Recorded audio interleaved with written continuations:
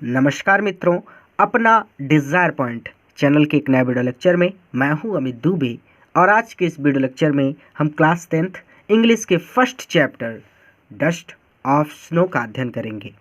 इस video lecture में आगे बढ़ने से पहले मैं आप सबसे एक छोटा सा प्रॉमिस करता हूं कि जब ये वीडियो लेक्चर कंप्लीट होगा तो आपके लिए ये चैप्टर धुआं होने वाला है। यानी आज के इस वीडियो लेक्चर में इस चैप्टर को मैं बहुत ही सरल और आसान शब्दों में आपको पढ़ाने वाला हूं, और आज के बाद ये चैप्टर आपके लिए बहुत ही ज़्यादा आसान हो जाएगा। चलिए सबसे पहले बात करते हैं चैप्टर के नाम की। तो चैप्टर का नाम है डस्ट। डस्ट का मतलब होता है धूल, ऑफ का मतलब होता है के, स्नो का मतलब होता है बर्फ़। तो बर्फ़ की डस्ट, बर्फ़ की धूल। तो बर्फ़ की धूल ये कैसा अजीबोगरीब नाम है। लेखक है रॉबर्ट फ्रॉस्ट। चलिए ध्यान से समझिएगा, आपकी पोएम यहाँ से स्टार्ट होती है। तो रॉबर्ट फ्रॉस्ट क्या कह रहे हैं, ये कहानी कैसे शुरू हो रही है इसको समझिए।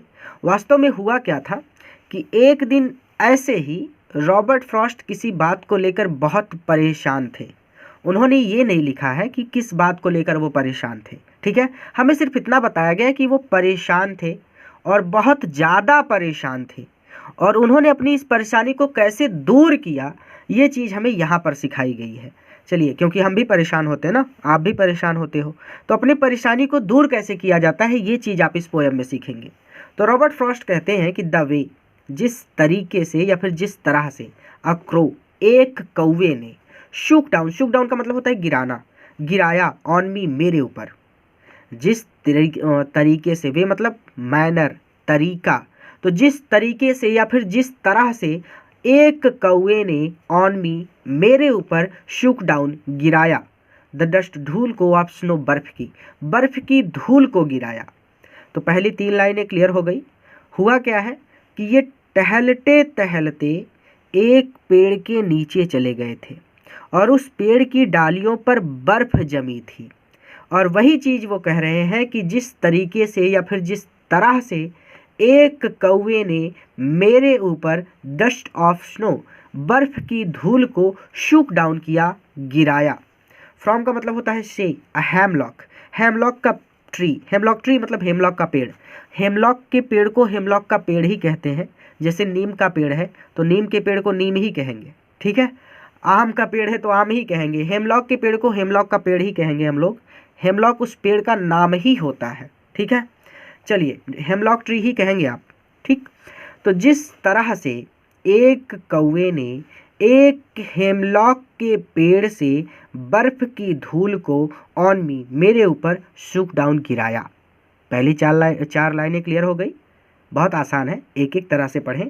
तो जिस तरह से एक कौवे ने मेरे ऊपर गिराया बर्फ़ की धूल को, फ्रॉम अ हेमलॉक ट्री, एक हेमलॉक के पेड़ से। अब इस पूरे को जोड़ देना है कि जिस तरीके से एक कौवे ने एक हेमलॉक के पेड़ से बर्फ़ की धूल को मेरे ऊपर, शूक डाउन, गिराया। अब जैसे ही इनके ऊपर बर्फ़ की धूल गिरी तो हुआ क्या था, पहले तो ये किसी बात को लेकर परेशान थे, लेकिन जैसे ही इनके ऊपर बर्फ़ की धूल गिरी तो ये अपनी उस बात को भूल गए जिसकी वजह से ये परेशान थे।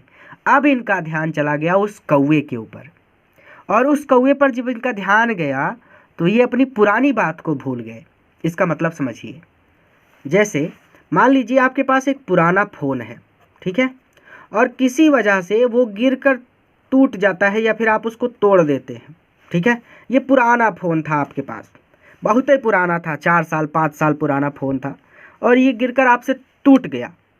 मान लेते हैं ये फ़ोन आपसे सुबह 7 AM पर टूटा है, ठीक है। सुबह 7 बजे ये फ़ोन टूट गया।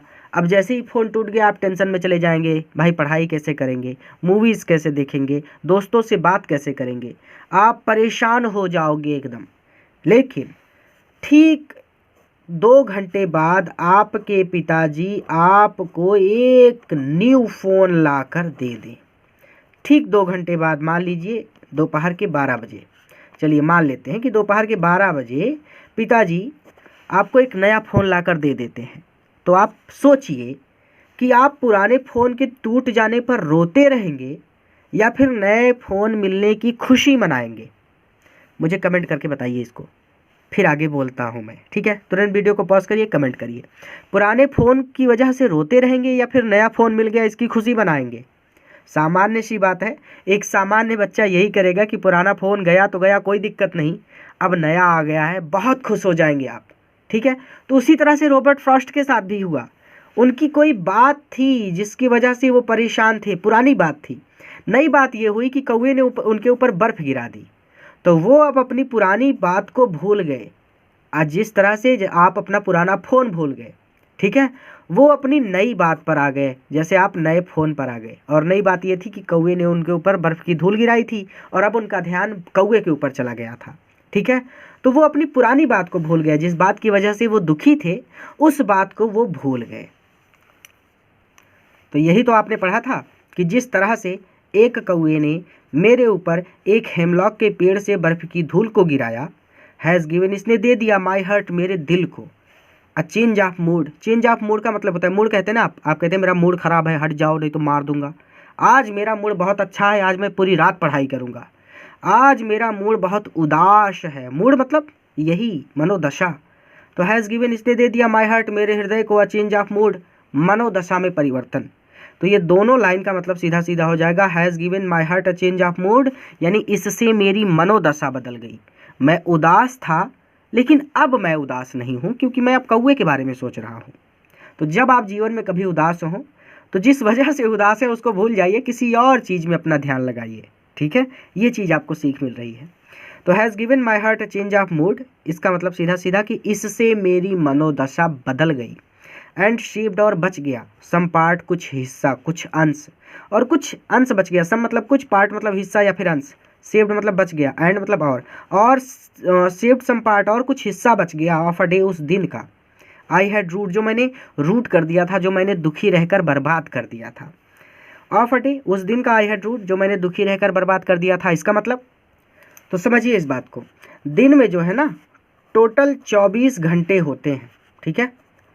तो 24 घंटे में से आपकी ही बात करते हैं हम, मोबाइल आपका 7 बजे टूटा था, 12 बजे आपको नया फ़ोन मिला है, तो 7 बजे से 12 बजे के बीच, यानी कम से कम 5 से 6 घंटे आप बहुत उदास थे, आप रो रहे थे कि फ़ोन टूट गया, हो सकता है पिताजी मारें, मार पड़ेगी, दोस्तों के साथ सेल्फी कैसे लेंगे, गेम्स कहाँ खेलेंगे, मूवीज़ कहाँ देखेंगे, दोस्तों से बात कैसे करेंगे, पढ़ाई कैसे करेंगे, ये सारी चीज़ें सोचकर आप बहुत परेशान थे, दुखी थे। लेकिन सिर्फ ये बात 5 से 6 घंटे की है, लेकिन दिन में टोटल कितने घंटे होते हैं? 24 घंटे। तो मान लीजिए कि आपने 6 घंटे दुखी रहकर बर्बाद कर दिए, लेकिन जैसे ही नया फ़ोन मिला, बाकी का जो समय बच रहा है 18 घंटे, वो क्या करेंगे आप? उसमें आप इंजॉय करेंगे, मज़े करेंगे, दोस्तों को फ़ोन करेंगे, स्टेटस लगा के दुनिया को जलाएंगे, यानी हर हरकत करेंगे, मज़े करेंगे, लेकिन उदास नहीं रहेंगे, ठीक है। तो वो भी वही कह रहे हैं कि जब कौवे ने उनके ऊपर बर्फ़ गिराई, तो उस दिन को जिस दिन को उन्होंने दुखी रहकर बर्बाद कर दिया था, उस दिन का कुछ हिस्सा बच गया, अर्थात अब बाकी के समय में वो इंजॉय कर सकते थे, दूसरी चीज़ों पर ध्यान दे सकते थे, ठीक है। पूरा क्लियर हो गया कि जिस तरीके से मेरे ऊपर एक हेमलॉक के पेड़ से एक कौवे ने बर्फ़ की धूल को शुक डाउन किया, बर्फ़ की धूल को गिराया। Has given my heart a change of mood, इससे मेरी मनोदशा बदल गई। एंड सेव्ड सम पार्ट, और कुछ हिस्सा बच गया, ऑफ अ डे, उस दिन का जिस दिन को मैंने दुखी रहकर बर्बाद कर दिया था। चैप्टर यहीं पर कंप्लीट होता है। ध्यान दीजिएगा, अगर आप अपनी पुस्तक के सभी अध्याय पढ़ना चाहते हैं, जितने चैप्टर हैं वो सारे चैप्टर अगर आप हमसे पढ़ना चाहते हैं, आप चाहते हैं कि आपको सारे चैप्टर मिल जाएं, आपको कहीं पर जाकर चैप्टर्स को ढूंढना ना पड़े, और आप चाहते हैं कि आपका पूरा व्याकरण, पूरा का पूरा ग्रामर भी आपको पढ़ा दिया जाए, पूरी बुक कंप्लीट हो जाए, पूरा व्याकरण यानी पूरा ग्रामर कंप्लीट हो जाए, और साथ ही साथ पूरे बुक के और पूरे ग्रामर के नोट्स आपको मिल जाए, आपको कुछ लिखना भी ना पड़े, तो इस सारी सुविधा के लिए आप हमारा डिज़ायर पॉइंट ऐप डाउनलोड कर लीजिए। ऐप का लिंक आपको इस वीडियो के डिस्क्रिप्शन में मिल जाएगा, उस लिंक पर क्लिक करिए, वो लिंक आपको सीधा प्ले स्टोर पर हमारे डिज़ायर पॉइंट ऐप पर ले जाएगा। ऐप को अपने फ़ोन में इंस्टॉल करिए, ऐप पर रजिस्ट्रेशन कर लीजिए जाकर, और फिर वहाँ पर आपको सारी चीज़ें मिल जाएंगी, पूरा चैप्टर, पूरा ग्रामर और सभी नोट्स।